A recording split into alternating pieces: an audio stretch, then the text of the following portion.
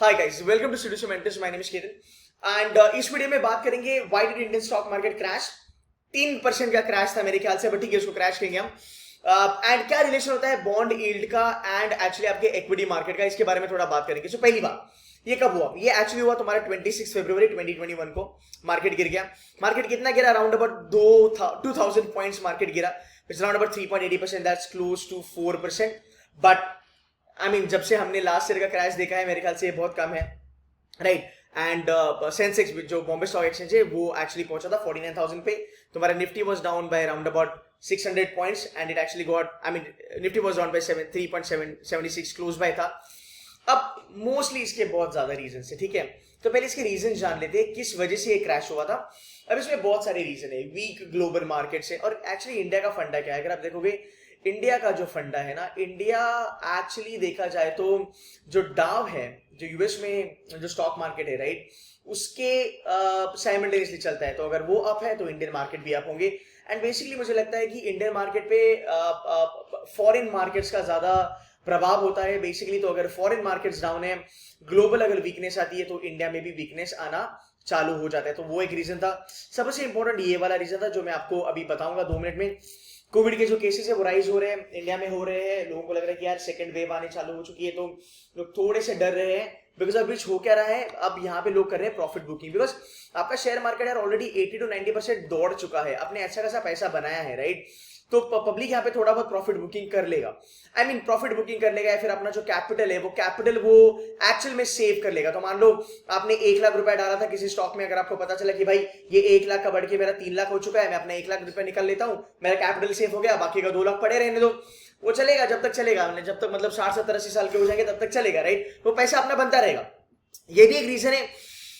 Banking stocks थोड़े से crash होना चालू हो गया था, तो उसकी वजह से नेगेटिव सेंटीमेंट मार्केट में आया था, उसकी वजह से अपना सेलिंग चालू हुआ था। अब एफआईआई भी लोग, ये एफआईआई मैंने आपको पिछले वीडियो में बताया था, foreign institutional investors and FII foreign portfolio investors, इन लोगों ने भी अपना पैसा निकलना चालू करा था। अब इसका जो रीजन था वो बेसिकली था तुम्हारा बॉन्ड का yield.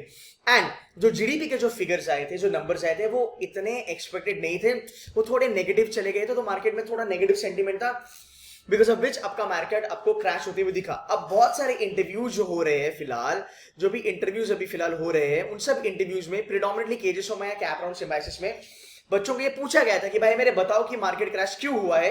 And lot of time people do not have an idea. So let's talk about this things कि मार्केट एक्चुअली क्रैश होता क्यों है, राइट। रीजंस क्या होते हैं मार्केट क्रैश होने के? अगर मैं एक सिंपल सा रीजन अगर आपको बता दूं यहाँ पे कि मार्केट क्रैश क्यों होता है, तो इसका एक रीजन बता दें, बॉन्ड यील्ड। अभी बेसिकली बॉन्ड क्या होता है आपका? बॉन्ड एक आपका होता है फाइनेंशियल इंस्ट्रूमेंट, ठीक है। ये इसको इश्यू कौन करता है? इसको इश्यू करता है government of India, government of USA, whatever. तो हर एक देश की सरकार बॉन्ड को इश्यू करती है। अब इसको इश्यू क्यों करा जाता है? बिकॉज गवर्नमेंट को फंड रेज करना होता है, राइट। सिंपल सी लैंग्वेज में मैं आपको बताऊंगा, ज्यादा टेक्निकल नहीं चलूंगा। फंड रेज करना होता है, या फिर गवर्नमेंट को चाहिए लिक्विडिटी, तब गवर्नमेंट क्या करता है? बॉन्ड रेज करता है। अब कभी कभी बॉन्ड इश्यू होता है इन्फ्लेशन कंट्रोल करने के लिए, because government wants to suck the liquidity out of the market. तो लिक्विडिटी, लोगों के पास बहुत ज्यादा पैसा है, तो गवर्नमेंट अपने पास ले लेती है ताकि लोगों की परचेसिंग पावर थोड़ी कम हो जाए। ये नहीं भी अगर आपको समझ में आता होगा, दैट इज ओके, बट जो नॉर्मल चीज है वो समझ लो। गवर्नमेंट को पैसा चाहिए तो गवर्नमेंट क्या करता है? आपको एक बॉन्ड दे देता है। It's a certification by the way, एक फाइनेंशियल इंस्ट्रूमेंट होता है। अब पब्लिक क्या करती है? गवर्नमेंट आपको ये एक हाथ देता है और एक हाथ से गवर्नमेंट आपसे पैसा लेता है। तो एक नॉर्मल जनता जो है वो क्या करती है? वो गवर्नमेंट को पैसे दे देती है, ठीक है। तो मान लो एक बॉन्ड की प्राइस है 1,000 रुपया, फॉर एग्जाम्पल मान लो दिस इज 1,000 रुपीज। तो गवर्नमेंट ने आपको ये बॉन्ड दे दिया और गवर्नमेंट को आपने 1,000 रुपए दे दिए। अब ये 10 साल के लिए चलता है, ये 20 साल के लिए चलता है, ये 30 साल के लिए चलता है। तो एंड में जब मेच्योरिटी आती है तब आपको क्या करना है? ये बॉन्ड आपको गवर्नमेंट को रिटर्न करना है और आपका जो कैपिटल था वो आपको गवर्नमेंट के पास से लेना है, right. But for the fact government को अपने पैसे दिए हैं, 10 साल गवर्नमेंट आपका पैसा यूज करेगी, 1,000 रुपया, तो गवर्नमेंट आपको इसके ऊपर कुछ ना कुछ तो देगा। तो गवर्नमेंट आपको क्या देता है? ब्याज, राइट। इसको हम कहते हैं फाइनेंस की लैंग्वेज में हम इसको कहेंगे कूपन, राइट। तो दो चीजें, बॉन्ड को क्या होता है? प्राइस, और बॉन्ड से क्या मिलता है? कूपन, मतलब ब्याज मिलता है। सिंपल सी बात। अब देखो यहाँ पे पंगा क्या हो रहा है। बॉन्ड जो होता है वो होता है डेट सिक्योरिटी या फिर फिक्स्ड इनकम सिक्योरिटी होता है। फाइनेंस के जो बच्चे हैं वो थोड़ा सा समझ पाएंगे अभी मैं क्या कह रहा हूं, राइट। और बॉन्ड जो होता है ना, वो सबसे ज्यादा सेफेस्ट इन्वेस्टमेंट माना जाता है, ठीक है। अगर आप CFA वगैरह आपने करा होगा, वैल्यूएशन जो हम करते हैं, वैल्यूएशन में हम एक चीज यूज करते हैं, that's called as RFR, risk free return, risk free rate of interest हम लगाते हैं, वो एक्चुअली बेसिकली आपका बॉन्ड का रेट होता है, ठीक है। तो गवर्नमेंट का इन्वेस्टमेंट ऑलवेज सेफ होता है। बॉन्ड सेफ क्यों होता है? बिकॉज यार देख भाई, गवर्नमेंट कभी बैंकरप्ट नहीं हो सकती, मतलब एक्सेप्शन है, ग्रीस वगैरह हुए थे, पिग्स कहते हैं उनको, वो तो हुए थे, बट जहां तक सवाल है यूएस का, जहां तक सवाल है इंडिया का, यूरोप का, तो गवर्नमेंट बैंकरप्ट नहीं होगा, जैसे कंपनियां बैंकरप्ट होती है। तो गवर्नमेंट का फाइनेंशियल कंडीशन बहुत ज्यादा स्ट्रांग होता है, तो पब्लिक का भी गवर्नमेंट पे बहुत ज्यादा भरोसा होता है। That is the reason public bond को बाय करते हैं। अभी कौन कौन बाय करता है? अभी जो नए रूल्स आए तो रिटेल इन्वेस्टर्स भी बाय करना चालू करेंगे। तो बैंकिंग इंस्टीट्यूशंस होते हैं, फाइनेंशियल इंस्टीट्यूशंस होते हैं, राइट, बड़ी बड़ी जो कंपनीज होती है वो भी होती है, बाय करती है। एक्चुअली कंपनीज भी अपना खुद का बॉन्ड देती है, उनको कहते हैं कॉर्पोरेट बॉन्ड। जो गवर्नमेंट देती है उसको कहते हैं सोवरेन बॉन्ड, ठीक है। दोनों अलग अलग डेफिनेशन है, कंसेप्ट है। कभी गवर्नमेंट ने बॉन्ड इशू कर दिया, लोगों ने पैसा दे दिया। अब हुआ क्या, अगर हम यूएस के बारे में बात करेंगे तो यूएस में क्या हुआ था, ये जो बॉन्ड यील्ड जो है, राइट, ये एक्चुअली पहले था कुछ राउंड अबाउट 5.3 या 5.35% था। अब ये मंडे को क्या हुआ, ये 1% से सर्ज कर गया, राइट, ये बन गया राउंड अबाउट 6.23%। अब ये हुआ कि लोगों को लगा कि यार बॉन्ड तो अच्छा खासा मुझे रिटर्न दे रहा है, तो एक जगह है मेरा इक्विटी मार्केट, एक जगह है मेरा बॉन्ड मार्केट। और मैं यहां पे थोड़ा सा गोल्ड के बारे में भी बात करूंगा।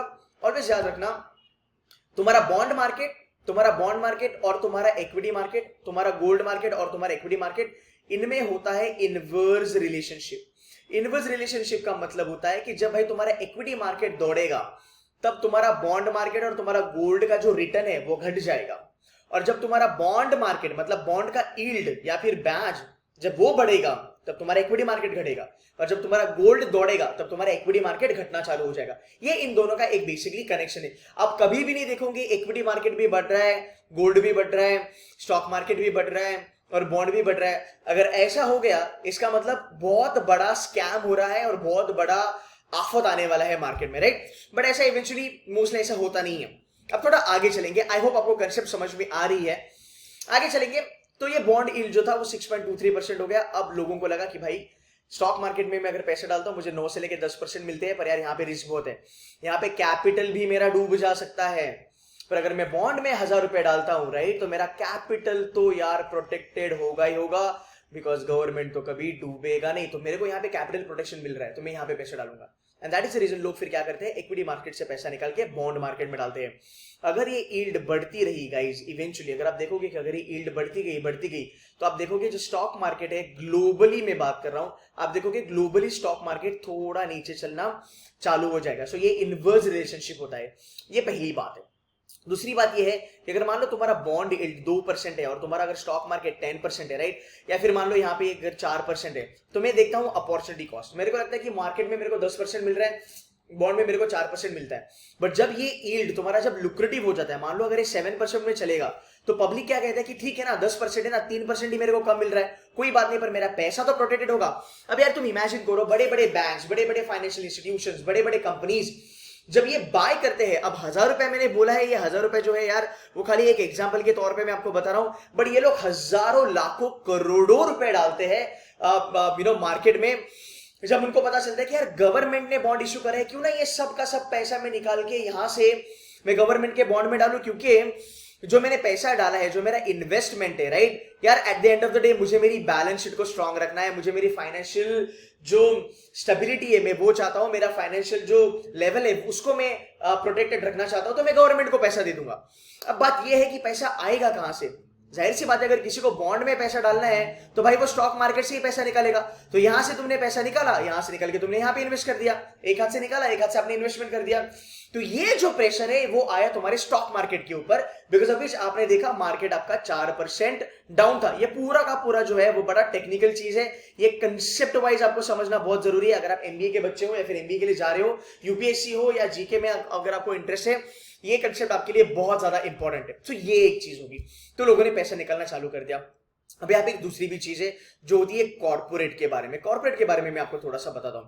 अब कैसा होता है, कॉर्पोरेट बॉन्ड भी जो होते हैं ना, वो कभी ना कभी गवर्नमेंट को, रादर कॉर्पोरेट बॉन्ड भी इशू करे जाते हैं जहां पे लोग इन्वेस्ट करते हैं। अब देखो यार, सिंपल सी बात है, अब क्या होता है, जब पब्लिक को लगता है कि यार मतलब बॉन्ड का जो रेट है वो बढ़ गया, तो अगर किसी कंपनी को अगर पैसा रेज करना है, पहले वो 5% देता था वो पैसा रेज करने के लिए, this is called as cost of capital. अब उस कंपनी को देना पड़ेगा 6.5%, राइट? मतलब जहां से आपने पैसा उठाया है आपको पैसा ज्यादा देने पड़ेगा ब्याज के तौर पे। तो मार्केट में जो लोग हैं, जो इन्वेस्टर्स है, वो क्या कहते हैं कि यार अभी इस कंपनी का कॉस्ट ऑफ कैपिटल तो बढ़ गया, हाँ ये जो बढ़ा रहे कॉस्ट ऑफ डेट जो है इस कंपनी का बढ़ेगा। तो जब इस कंपनी का कॉस्ट ऑफ डेट बढ़ेगा तो इसके स्टॉक मतलब इसका जो शेयर का जो प्राइस है, उसकी जो वैल्यूएशन है, उसके ऊपर इफेक्ट आएगा। तो जैसे जैसे आपका डेट का कॉस्ट बढ़ता है, आपका स्टॉक रादर वो शेयर ऑफ दैट कंपनी थोड़ा वीक होना चालू हो जाता है। लोगों को थोड़ा सा डर लगा, इसलिए लोगों ने क्या करा, स्टॉक्स जो है वो बेचना चालू कर दिया। मैंने यहाँ पे कहीं ना कहीं तो रीजन आपको बताया था कि स्टॉक क्यों बेचना, तो फ्रैंटिक सेलिंग जो हो रहा था वो उसकी वजह से हुआ था। तो यार यहाँ पे कोई एक रीजन नहीं है। आई होप अभी आपको फर्क समझा होगा कि यार बॉन्ड यील्ड में और इक्विटी मार्केट में क्या फर्क है। दूसरी बात ये है, यहाँ पे थोड़े से जियोपॉलिटिकल टेंशंस भी है। ये जो यूएस मिलिट्री स्ट्राइक हुआ था सीरिया पे, उसकी वजह से लोगों को लगा था कि यार एक साइड कोरोना चल रहा है, एक साइड ये जियोपॉलिटिकल इश्यूज हो रहे हैं, तो शायद से लगता है कि आगे जाके पैसा हमें सेव करना पड़ेगा, हमें अपना कैपिटल को प्रोटेक्ट करना पड़ेगा। तो लोगों ने क्या कर लिया, स्टॉक मार्केट से पैसा निकालना चालू कर दिया। तो यार ये सब चीजें होती है, ये सब थ्योरी होती है as far as your stock market is concern है। दैट इज द रीजन ये क्रैश हमें देखने को मिला। गाइज आई होप आपको समझा होगा ये कंसेप्ट। भले आप फाइनेंस के बच्चे हो ना हो, बट फाइनेंस बड़ा इंटरेस्टिंग चीज है, इकोनॉमिक्स भी बड़ी इंटरेस्टिंग चीज है। आई होप ये चीजें आपको हेल्प करती है, आई होप ये वीडियोस आपको हेल्प करते हैं। अगर कंटेंट अच्छा लगा हो तो लाइक कर देना, शेयर कर देना। That's it from my side guys, thank you so very much for watching this video, bye bye.